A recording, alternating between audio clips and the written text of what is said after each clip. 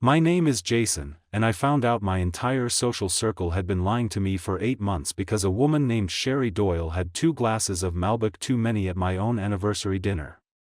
It was a Friday night in October, our 10th anniversary, and I'd booked a private room at a steakhouse downtown for 12 people, me, Melissa, and 5 other couples we'd known since our kids started at the same elementary school 6 years earlier.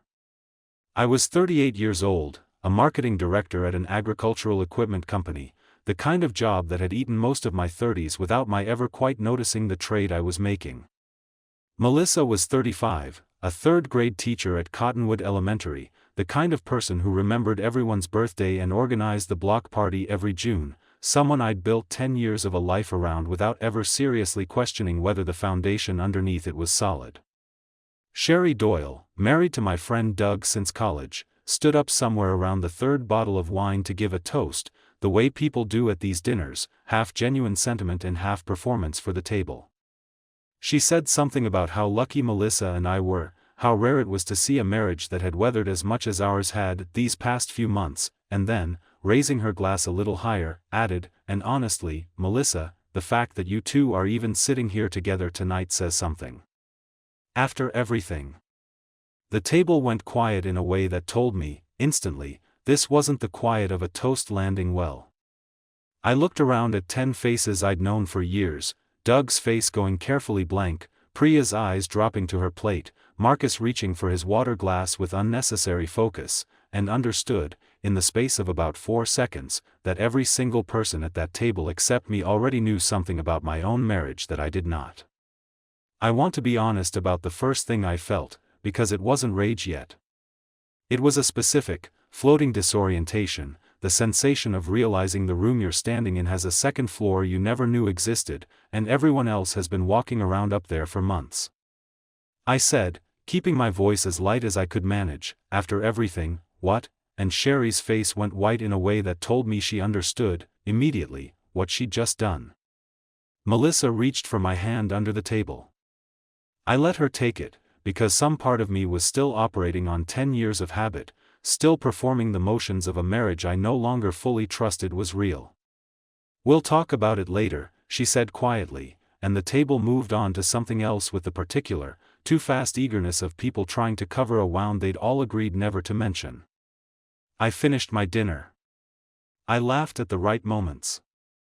I paid the check, split evenly like always, and drove Melissa home in a silence I filled with a radio station neither of us was actually listening to, and I understood, somewhere on that drive, that whatever had happened over the past 8 months, it hadn't just been happening to me. It had been happening in front of an entire audience of people I'd considered close friends, all of them apparently deciding, at some point, that my marriage was theirs to manage and mine to remain ignorant of. I didn't say anything to Melissa that night. I lay awake next to her until nearly 4 in the morning, running through every dinner, every barbecue, every school pickup line conversation from the past 8 months, searching for the moment I'd missed, and finding, with a growing, sick clarity, that there hadn't been one single moment. There had been dozens. I want to tell you what the following weeks felt like, because I think anyone who's discovered something this large after the fact will recognize the particular vertigo of it, not just the betrayal itself, but the retroactive reorganization of every memory that came before you knew. I started with the smallest, safest question I could ask, 3 days after the dinner, over coffee, in a voice I kept carefully neutral. What did Sherry mean, at dinner? Melissa's hand had gone still around her mug for just a second before she answered, and she told me it was nothing, that Sherry had clearly had too much wine, that she'd probably confused something she'd half heard from another couple with our situation entirely. I let that answer stand for exactly 4 days, because some part of me still wanted it to be true, and because the alternative meant reopening every memory of the past 8 months and finding the seams I'd missed the first time. I was a marketing director, professionally trained to notice when a narrative didn't hold together, and this one didn't. I began, quietly, going back through my own memory the way you'd audit a campaign that had underperformed, looking for the moment the story stopped matching the results. February, Melissa had started attending a curriculum development committee that met most Wednesday evenings, something I'd found reasonable at the time because she genuinely cared about her work and had always taken on extra responsibilities without complaint.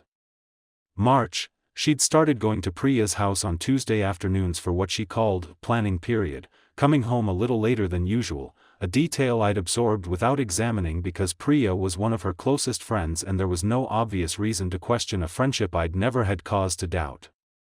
If you've ever gone back through months of your own life looking for a crack you missed the first time, and found not one crack but a whole network of them, running underneath everything you thought was solid, you understand something about how disorienting it is to realize the ground had never actually been level. I noticed, rebuilding this timeline, that our friend group's dynamic had shifted subtly sometime around April, in ways I'd registered without understanding. Doug had started being noticeably warmer to me at gatherings, almost overcompensating, the way people do when they're carrying guilt they can't name. Priya had started finding excuses to leave early whenever conversations drifted toward anything personal about Melissa. Marcus, normally the loudest person in any room, had gone quieter around me specifically, though not around anyone else. I want to stop here for a second, because this is the moment I think about most when I try to explain how 8 months of this could pass without my noticing. It wasn't one dramatic tell. It was a whole social ecosystem quietly rearranging itself around a secret, each person making small, individually invisible adjustments to their behavior, none of which meant anything on its own, all of which meant everything once I finally saw them stacked together. If you've ever discovered that the people around you had collectively decided to protect you from a truth by keeping you in the dark instead, you know there's a particular kind of loneliness in realizing you were the only person in the room who didn't know the room had a secret. Melissa herself had started, sometime in the spring, keeping her phone locked with a passcode she hadn't used before, something I'd noticed and let go, telling myself Tyler had probably been getting into her apps again. She'd also started a habit, subtle enough that I only recognized it in hindsight, of angling the phone screen away from me slightly whenever it lit up during dinner, a small, physical adjustment I'd registered without understanding, the way you register a picture frame hanging slightly off-center without ever stopping to straighten it.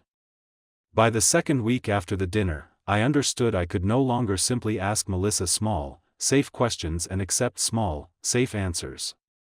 I needed to talk to someone who hadn't spent 8 months protecting her, and the only person I could think of who fit that description was our friend Priya's husband, Marcus, the one member of our group who'd gone quiet around me specifically, which told me, correctly as it turned out, that his silence was a form of guilt he hadn't yet found a way to carry gracefully.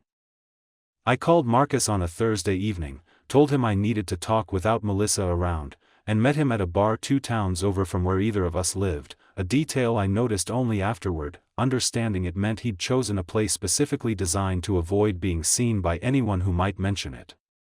Marcus didn't make me work very hard for it.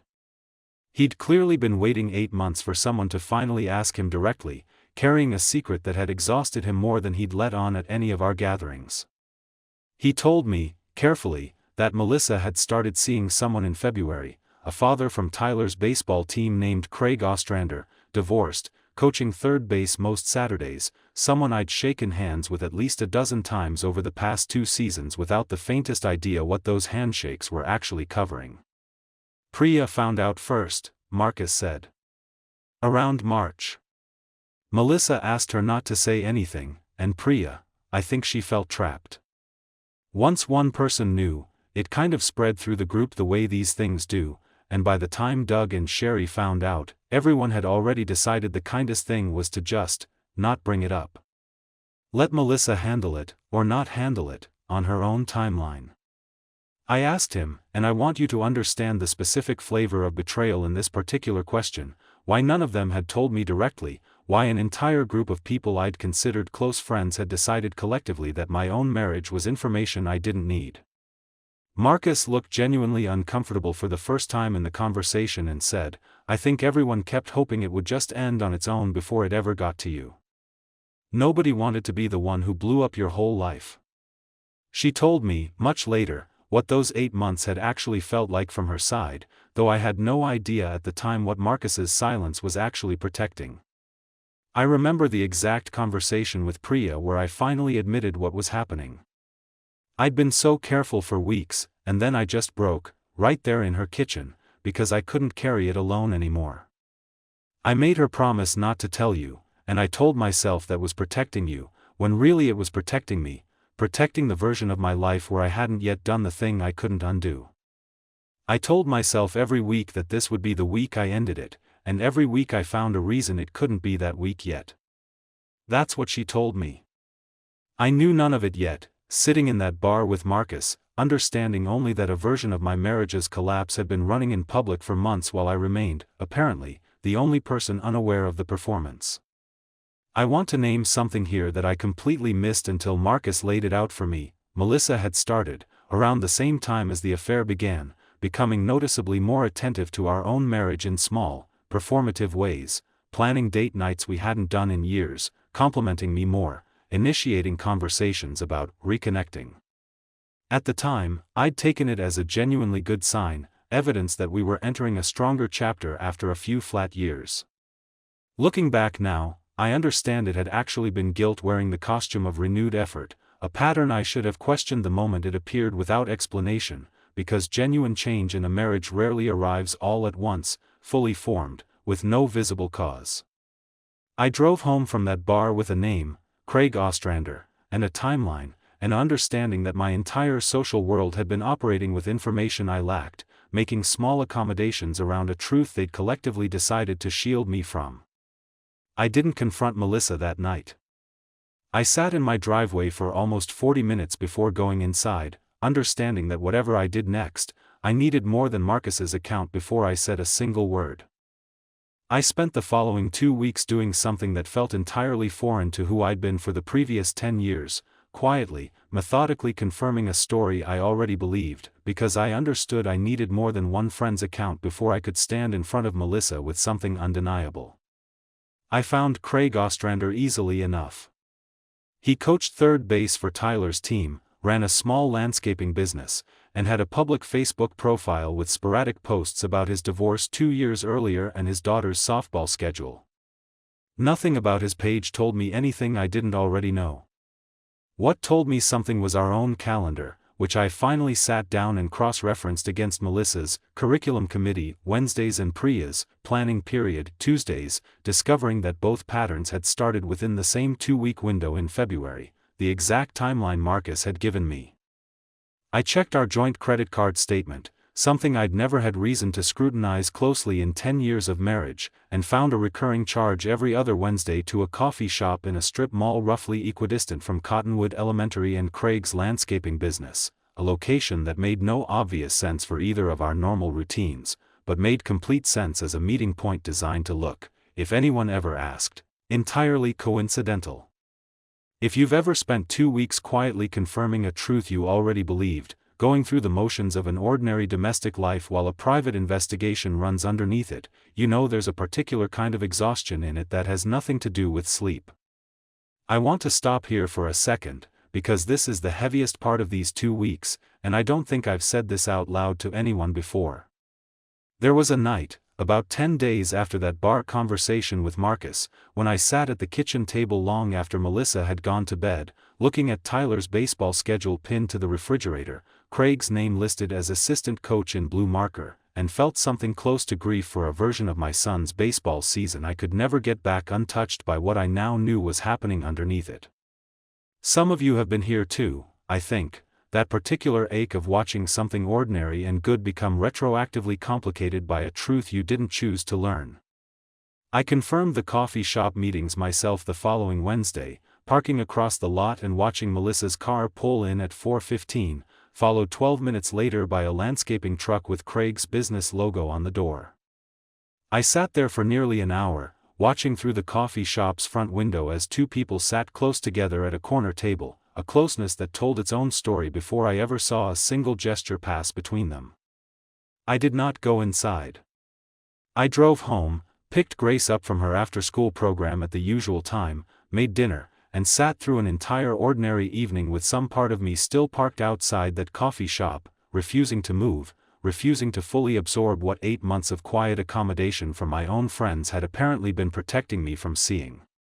By the time I had everything I needed, Marcus's account, the timeline, the credit card pattern, the coffee shop confirmation, I understood I had built a complete case not just against Melissa, but against an entire social circle that had decided, collectively and apparently without much internal debate, that my ignorance was a kindness worth preserving.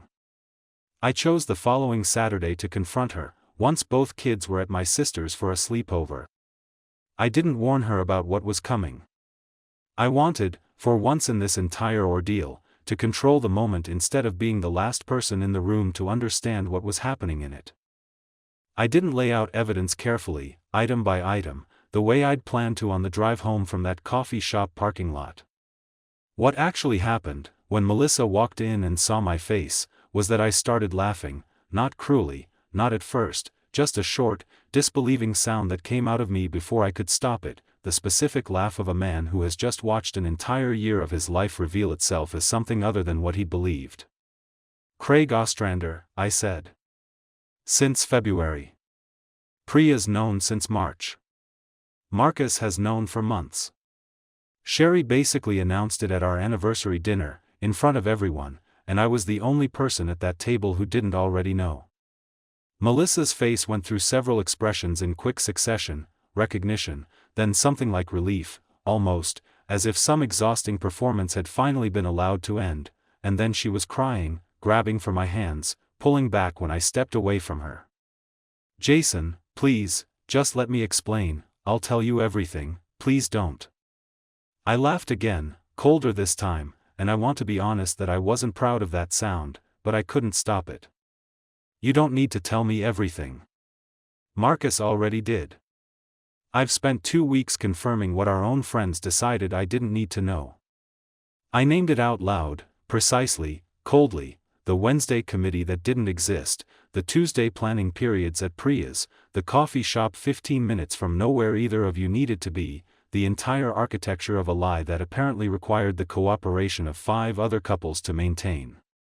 She fell to her knees, actually, right there in our kitchen, grabbing at my hands again, apologizing in a rush of words that blurred together. She'd change, she'd end it completely, she'd already been trying to end it for weeks. She loved me, she loved our family. "Please don't leave, please just give her a chance to fix this." I felt something in me go very cold and very clear, watching her plead. I told her, and I meant every word of it, that the affair itself was almost the smaller betrayal. What actually broke something permanent in me was standing in that kitchen understanding that she'd built a support system out of our closest friends specifically to help her manage and conceal something happening to me, and that every one of those people had chosen her comfort over my right to know what was happening in my own marriage. "They all just let me sit there," I said. "At my own anniversary dinner. Toasting to us." Melissa stayed on her knees for a long moment, still crying, and I understood, looking down at her, that whatever came next, I already knew what I wanted. Not a conversation. Not a chance to fix it. I wanted out of a marriage that had apparently been public knowledge to everyone except me for the better part of a year. She finally spoke.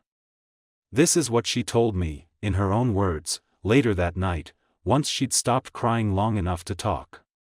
"It started at Tyler's first game in February. Craig made a joke about how our kids ran routes to first base and I laughed harder than the joke deserved, because it was the first time in months someone had actually made me feel funny instead of just tired. I told myself one coffee wasn't crossing anything. Then it was, and I told myself I'd stop before it became something I couldn't undo, and I kept telling myself that every single week, right up until I didn't stop. I told Priya because I couldn't carry it alone anymore, and once she knew, it felt easier to let it spread than to face you myself. I convinced myself that was protecting you. It wasn't. It was protecting myself from the version of this conversation I'm having with you right now. I couldn't look at Tyler's team photo on the fridge without feeling sick, so I stopped looking at the fridge at all for a while. I'm not telling you this to make it smaller, Jason. I know it doesn't matter anymore, what I meant to happen versus what actually happened. I just need you to know the real shape of it. That's what she told me. I finally had the whole shape of it, though by then I'd already decided what I needed to do with it. I moved into an apartment across town 2 weeks later, once I'd talked to a lawyer and understood what filing would actually look like. I didn't ask Melissa to leave the house. Tyler and Grace needed stability more than either of us needed to win an argument about who kept the address, but I understood, packing that first box, that I wasn't coming back, and I felt something close to relief mixed in with the grief, which surprised me more than the grief itself did. I ended things with the friend group entirely, all at once, in a single group text I sent the week after the confrontation, telling them I understood they'd each made a choice they thought was kind, and that I needed them to understand it hadn't felt kind from where I was standing, and that I wasn't interested in continuing friendships built on 8 months of coordinated silence. Doug called twice. I didn't answer. Priya sent a long message trying to explain her position, and I read it once and didn't respond, because I understood, by then, that an explanation wasn't the same thing as an apology, and I wasn't interested in either one changing what had already happened. The divorce took 7 months. I got primary custody on alternating weeks, which felt right for both kids, and Melissa didn't fight me on the house, understanding, I think, that fighting for it would have cost her something she couldn't afford to lose along with everything else. I think about that anniversary dinner sometimes, replaying Sherry's toast, understanding now that her slip wasn't really an accident of too much wine so much as an accident of 8 months of collective tension finally finding a crack to leak through. I'm strange kind of grateful to her, actually, in the same complicated way I might be grateful to anyone who accidentally hands you a truth you needed and couldn't have found on your own. Tyler still plays baseball. I coach first base now, a position Craig doesn't occupy anymore, for reasons that have nothing to do with me and everything to do with choices he apparently made before Melissa and I ever finished falling apart. Grace asks, some evenings, why Mom and Dad live in different houses now. I tell her some marriages just need to become 2 separate homes instead of one, which is true, even if it's not the whole story she'll eventually be old enough to hear. I don't regret the 10 years. I regret the 8 months I spent as the only person in my own life who didn't understand what was actually happening in it, and I've had to make some peace with the fact that peace, apparently, sometimes requires losing an entire social circle along with a marriage. The most painful detail in this whole story isn't Craig Ostrander, or even Melissa's affair itself, it's that an entire community of people I trusted made a collective decision, without ever consulting me, that my ignorance was a form of protection worth preserving. Betrayal, in this story, wasn't a single act committed by a single person. It was a small society quietly organizing itself around a secret, each individual choice small and defensible on its own, Priya not wanting to break a promise, Marcus not wanting to be the messenger, Doug and Sherry following the group's established silence, that together produced something far larger than any one person intended. What this story revealed to me, over the months since that dinner, isn't really about trust between spouses at all, it's about the specific danger of a social circle that prioritizes comfort over honesty. Every one of those friends would have described themselves, honestly, as someone who cared about me. And every one of them chose, repeatedly, across 8 months, to let me remain the last person in the room who understood what was happening in my own life. That's not malice. It's something quieter and, in some ways, more unsettling, a whole community deciding, collectively, that kindness meant managing my reality instead of respecting my right to it. The way the truth actually arrived, sideways, through a toast, through too much wine at my own anniversary dinner, matters because it means the truth had been sitting in plain sight, held by a dozen people, for the better part of a year, waiting for an accident to finally let it through the front door instead of the back one. That's the real accumulation here, not one large failure, but an entire network of small, individually reasonable silences, compounding until an anniversary toast cracked the whole structure open at once. I don't know what would have happened if Sherry had stayed on her second glass of wine that night. I know that the version of my life built on everyone else's careful management finally had to end for me to build anything honest going forward. If there's one thing I'd want someone listening to this to sit with tonight, it's this: the people who protect you from an uncomfortable truth aren't always protecting you. Sometimes they're just protecting themselves from the discomfort of being the one who tells you. I spent 8 months as the only person in my own social circle who didn't understand my own marriage, and every one of the people who kept that secret would still call themselves my friend. If you've ever found out that people close to you knew something important about your own life before you did, I'd gently ask you to sit with what that actually says about the shape of those friendships, rather than rushing to forgive it just because forgiving feels easier than losing people. I don't regret walking away from that friend group, and I don't regret the marriage, not really. I regret only the 8 months I spent as the one person left out of a story that was, apparently, mine to know first. If someone let you down by staying quiet when honesty would have cost them something, I'd genuinely like to know, in one word, in the comments. And to whoever made it this far with me tonight, thank you for sitting with something this heavy. It helped more than you probably know.